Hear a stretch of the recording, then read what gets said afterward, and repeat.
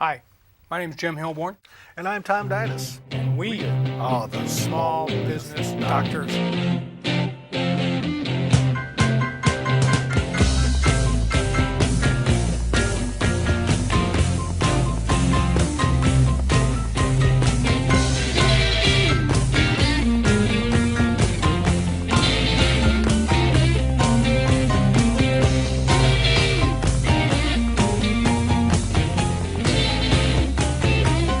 And I've been taking care of business every day. Taking care of business every way. I've been taking care of business. It's all mine. Taking care of business and working overtime. We're here today. We're going to talk about some business type of things. You have a business entity. You probably listened to the show before. You've heard that we want you to have a specific type of business entity, depending upon what you need to do. So you're either a corporation, or you're a limited liability company, or you're sometimes even a sole proprietor. You know that you want to keep your money separate. You know you want to keep. We talked about some simple bookkeeping rules in the past. Now, what we want to do is that we suggest so strongly that every year you stop, doesn't matter when, but at least once a year you stop, you get out of the shop, you get away from the business, you have a meeting. If it's just you, then you spend some time, just set aside some time, don't let the customers distract you, go hide. Go and fishing. Do this. Now go fishing, Yeah, that's there you exactly go. right. If there's more than one of you in the business, even if it's a husband and wife, take some time to have a meeting. When you have this meeting, strongly suggest that you have some numbers with you. Talk about what you're doing, what your present values are. Talk about where you want to be next year. Talk about where you want to be in about 5 years. Sorry, Tom. No. Yeah. Now, the types of things we want to talk about, and here I've kind of done this for you, Tom, but some major changes. You want to talk about major changes? We want to talk about, are there new people in your business? And one of the things when I envisioned this particular session was, people go in for a physical checkup for their personal health. And we are once the a year. doctors. And we are the business doctors. That's and right. I like the idea of, like you said, to get away. And quite honestly, too, husband and wife are partners and bring wives along. I mean, you can have shareholder meetings or owner meetings, and if you document your stuff and have it in your minutes that you're going to do this, you could have a tax deductible trip. That's exactly right. If General Motors can spend $500,000 on a shareholder meeting, or take a private jet and ask for money in Washington, Exactly. God knows you can take your wife out to dinner and talk about business occasionally. Yes, Yeah. absolutely you can. Yeah. So, and so the things that we need to know from our clients are, like we're saying, major changes, things that, and sometimes they don't seem major to you, but from a legal point of view or a tax point of view, it's key, like bringing on a partner that we don't know about. Right. Assume that you've either let someone, either a partnership has been dissolved or a partnership has been formed. Maybe it's going from 3 to 4 people or 5 to 7 people. Do these people have buy-sell agreements with you? In other words, once they are in a position of ownership inside the company and it doesn't work out, see, that's what lawyers do, is when things don't work out. Business builders, yeah. Tom here, he's an optimist. He's lots of money, But but do we have a way to amicably and efficiently dissolve our business organization so that we can leave, and we have a way to set the price for what Without going through litigation. without going through litigation, which is that's exactly a huge right. cost. Yeah. Or even the thing I've had, a client comes in and I go, "Where's Bob?" "Oh, he left." Yeah, he left. Yeah, we're making not enough money, so he's gone. So what do you mean just gone? What about the equipment? And so there's all these issues that should have been dealt with the day Bob left, but now is 6 months, later. Bank accounts. Yeah. Those things, I think, yeah. Who's on insurance policy? Leases. Leases. Who can still sign on the checking account? Yeah. Who can still go out there and make contracts for the business, even though they're theoretically out. I mean, there's all sorts of implications. And so we Not need that Bob to, would do that, but let's face it, it doesn't. I never take liked much. that brother-in-law anyway. No, and what we're trying to point out here is that sometimes, and General Motors can make these kinds of mistakes, and well, sometimes not, I guess, but and stumble and pick themselves up and keep going and never notice the blip. Small businesses, when things like this happen, it's usually catastrophic. It often means the end of the business if you don't handle it right, and that's why we're so picky, because you don't have a lot of room to maneuver as a small business person. Right. Got to be there. You got to make money. These kind of things. Another good reason to have this meeting and think about it is equipment purchases. You buy, you sell. You need to. Who's on the title? Did you take the title correctly? Oh, half the times? No. No. Yeah. I get clients, and I go, okay, who bought this? And so what? Well, we did. Well, did your company buy it, the LLC, or corporation, if you're a corporation, or partnership, or did you buy it personally? So, I don't know. So bring the title in. So they're bringing the title in, and most of the times, because they know the car dealer, I come from a smaller town, and so they just put it in their personal name because they do. They bought their last 5 vehicles there. Yeah, so, absolutely, and we understand that. It's happening to me too. But yeah.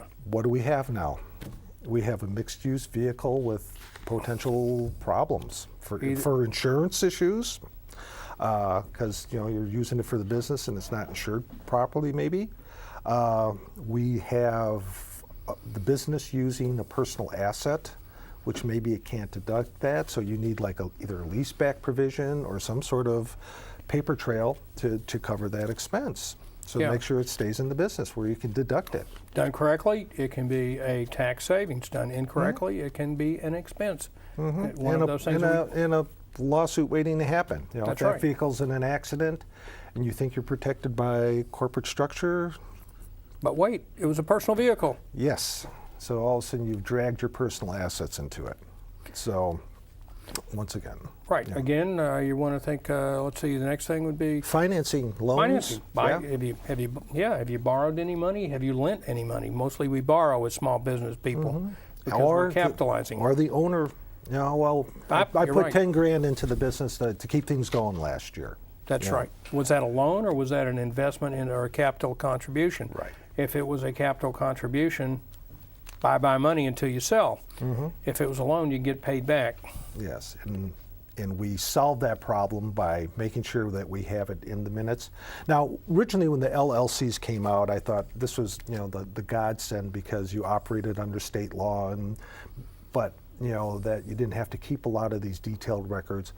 But more and more, I'm to the point where, no, you need to treat it like a corporation. It's not as expensive to deal with, but you still need to document all these transactions because they can come back and haunt you. Because the IRS were to come in and say you put $10,000 into the business and you don't have a loan to back it up or with a stated interest, all the specifics they require, and you pay yourself back, they go, no, that's a dividend. You're going to have to pay taxes on it rather than a repayment of a loan. Right, and and I, just like you, Tom, when we started these things, I thought, well, this is going to be the everything that's good about corporations, and it's going to be simple for it to have a limited liability company because there is no state requirement, and that is true in our state and in most states, that you have an annual meeting of the shareholders and the board of directors, and that the minutes be there, and you file something with the state other than just paying them a fee to renew, and la-di-da. But I, like you, now think that for tax planning purposes, and for tax, and I think legal. Yeah, What's your take on yeah. that? I mean, if you have somebody who's operating the LLC, even though they're not required, that's right. Does that weaken their case as far as having that liability protection? It certainly, I don't know about weakening the case, but I think it helps it. If you've meticulously kept ahead of meeting, and you don't have to make it in any particular form, but and I have clients that have corporations, and they have corporations for good reasons, because their tax preparers and their accountants have said this is the entity you need to be in for whatever reason. There are different advantages to any entity. That we talked about that before in one of our classes, and but. There's really, I think an LLC needs that kind of attention too. I used to think, you probably will never see me again once you form your LLC. and that's good. God bless. You know, Yeah. don't. But now I think there's more rules out there than we think about. Yeah. And and that's the thing. My clients always ask me, what's deductible? And I said, consider if it moves, deduct it. If it doesn't, depreciate it, until I say no. And if you don't like that answer, ask it again next year, because Right. it may change. That's right. And the same with the legal area, Absolutely, right? yeah. Things come down. There's changes, amendments, and new laws coming into place all the time. Kind of indicative of a system out of control. I mean, every year the tax code just keeps getting more and more convoluted and crazier. And, so, you just need annually to look at things, review them, and see where you're at. Yeah. You know?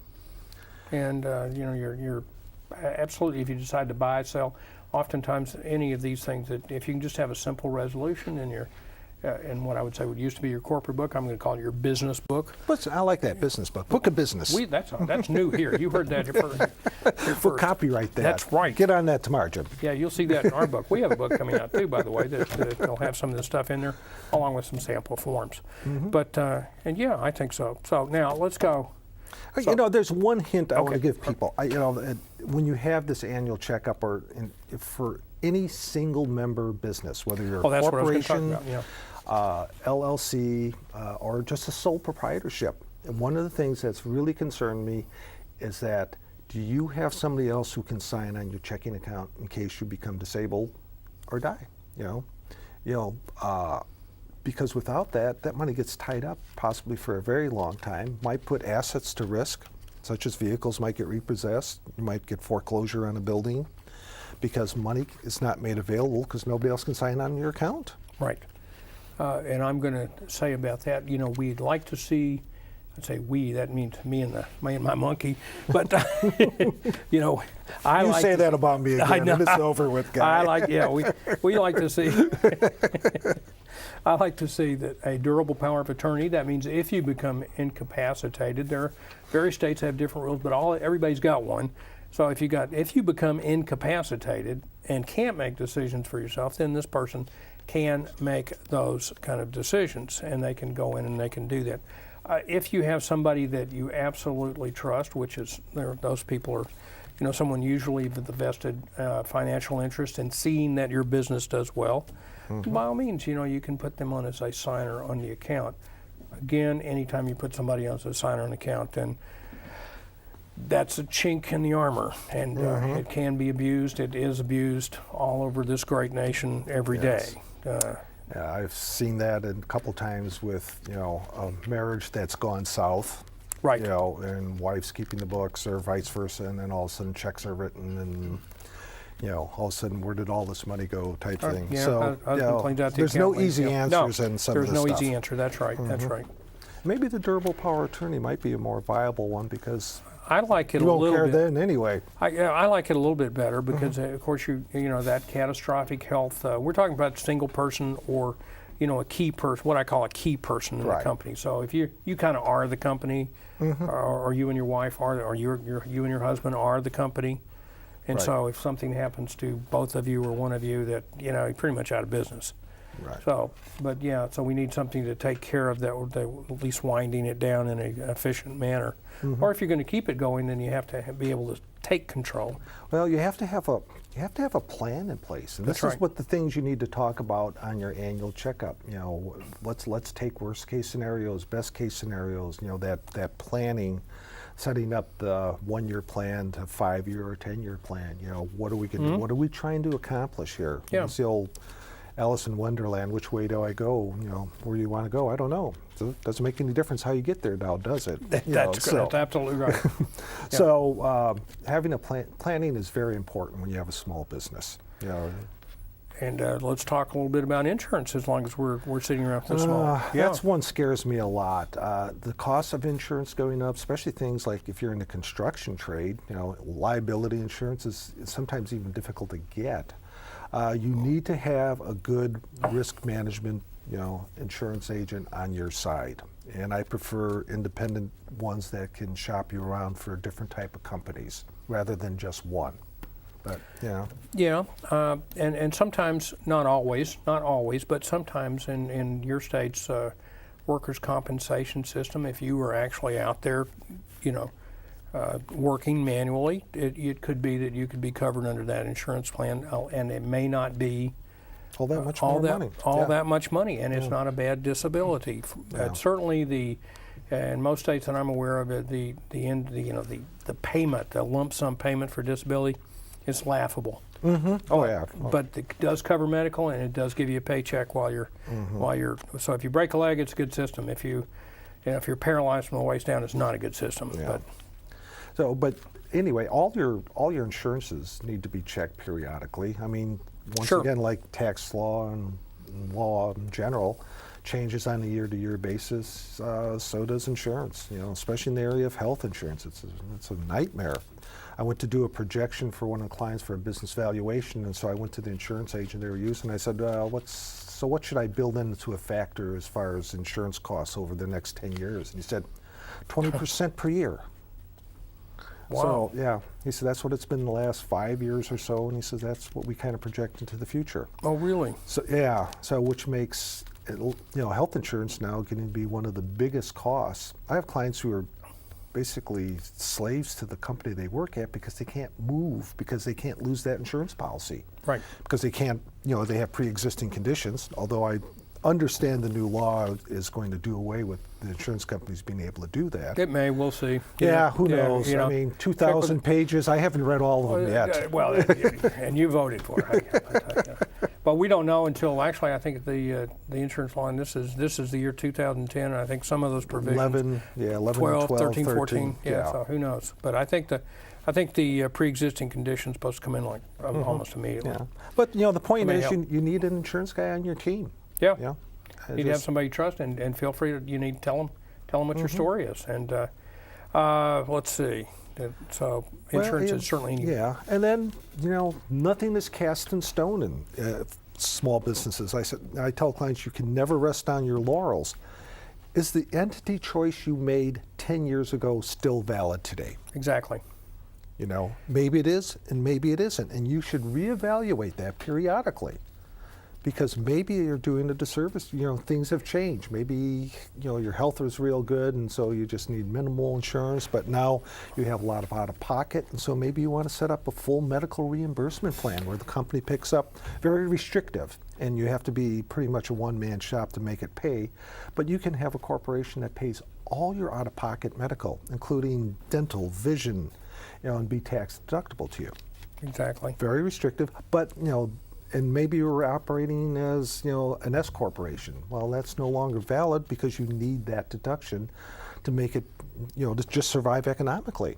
If you have to plan around taxes subsidizing your expenses, that's a valid thing to think about each year. That's right. You may want to change from the limited liability company or the limited partnership, and to a corporation, or vice versa. And so these are things that you need to talk about. You may need to talk to. You probably do. You should have a lawyer. You should be able to talk to them. I'm not saying you want to spend a lot of their time or just, personally it doesn't bother me, but but we could get a couple billing hours out of the deal occasionally. Exactly. But you need to get tax advice, and then you need to figure out, well, what's this going to cost me per year to maintain this company, and as in a C corporation status, or in the LLC that we talked about being the simplest type, and so those are all business decisions. Is the game worth the candle? What? I know that's what, is that like a Louisiana saying or something? that's my grandmother said. Oh, that. You want really? to make something out of that? You guys from the South, I don't know. Anyway, another thing, it's always a good idea is review your fringe benefit package, because they change a lot, and Jim's eyebrows raised when he turned the page that we're looking at, because I've listed some of the most common ones, and we could go into details on a lot of these, but a medical plan. Let's just go okay, through. we're going to highlight these things. A medical plan could be anything from health insurance, with basic health insurance, all the way up to what I talked about, the full medical reimbursement plan. You're restricted in what type of entity is allowed to do that. Usually the C corporations are what we call fringe benefit rich because they have the least restrictions. Pass-through entities, which are S corporations, partnerships, and sole proprietors, are very restrictive in these things. So once again, that analyzing periodically where you are and what you need and what you're trying to accomplish, maybe it's time to switch to what, the C corporation. So medical plan's one. A daycare reimbursement. So if you're a young family and you need a way to subsidize it, I mean, the daycare credit's okay, but if you can deduct the full amount of the daycare Or a single payment. mom or a single dad, yeah. that would be a big, that would be a big Yeah, thing. there's some ownership restrictions as far as who qualifies for the daycare thing, but it's out there, or it's a perk that you can give to a valued employee. You can attract an employee maybe for less money because you're not going to pay payroll taxes on a fringe. Right. And so you can actually give them a better overall benefit. And I remember one of the employees I was hired, and I told her, I'm going to offer you $10,000 a year less than your other offer, and you're going to take it. Because I was going to do a couple fringe benefits. Plus, I said, if your kid's ever sick, you can bring her here and put a blanket under the desk and and watch her while she's getting better. And that sold her. Another thing is you can provide life insurance up to $50,000 per employee without being taxable.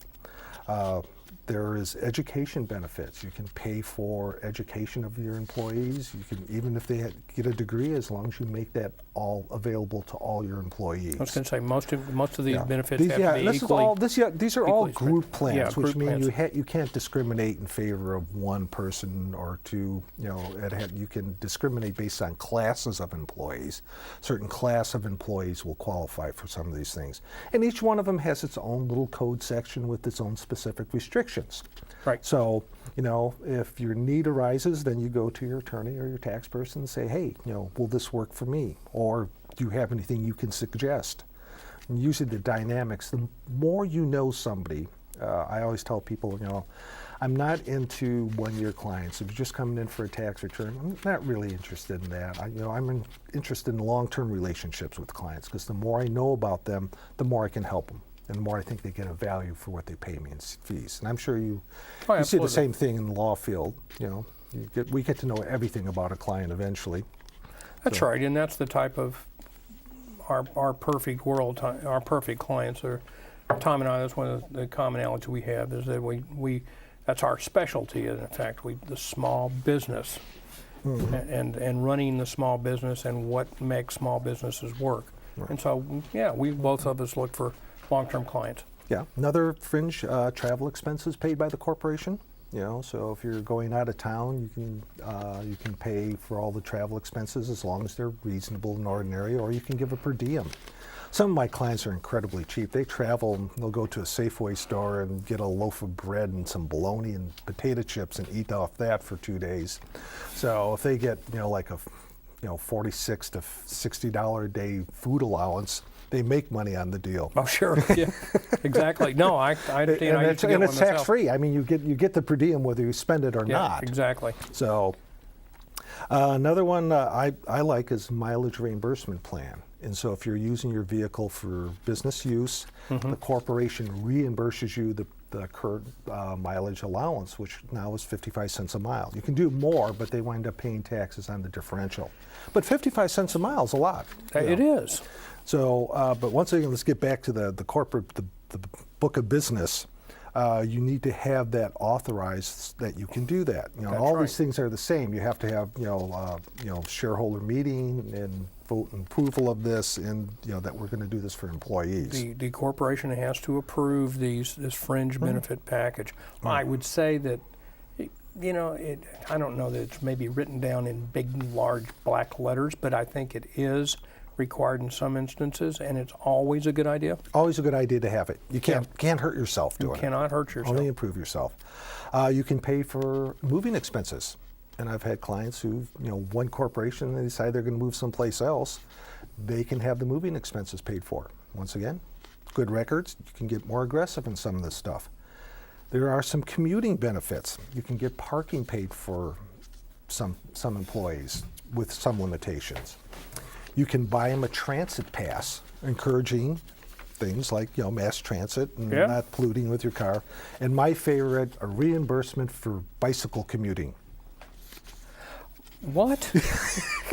It's great, yeah. It's not a whole lot of money, but it's designed We should do a show just on that. on bicycle. Yeah. Bicycle commuting. Yeah, well, Portland is now the bicycle mecca of the world. I mean, it's got one of the highest bicycle riderships I know in the United States. Oh, So lucky us. But, it's caused a lot of road rage, but that's for another type oh, of that's show. another time. But anyway, so you can say, and there's others Can that you are really more. write off your price of your bicycle? No, what they do is you get a spiff every month. It's like $20 a week or $40 a month that you get. I forgot the specific. I should have looked it up because I knew you were going to ask about it. Yeah, of course. That you get tax-free to maintain your bicycle to get to work on. Oh, for God's sakes. Well, there you go. Gotta Why love not? this Actually, country, why you know? not? Why not? If you're going to work on it, it makes as much. Yeah, sure it does. And I'll agree. And the other one, and this is also the whole topic. We're going to have a whole show on that, and that is setting up a pension plan. Yeah, for and you we're and just your not going to have employees. enough time tonight. But Oh no. and then again, and it will not hurt you to sit around and think about these things in real terms, and to decide where you're going. Yeah, and and as I said, you can make it a tax-deductible deal. Yep. You can go to a nice restaurant, and do all this stuff, have the meeting, you document it, and once again, good records equals ability to make a more aggressive stance. Legitimate business purpose, good records. Yes. That's right. Yeah. No doubt about it. Well, we've If we squandered another half hour of your time Holy here, mackerel. and so enjoyed presenting it to you, and hope to see you again. well, thank you, and we'll see you next time, folks. Thanks again.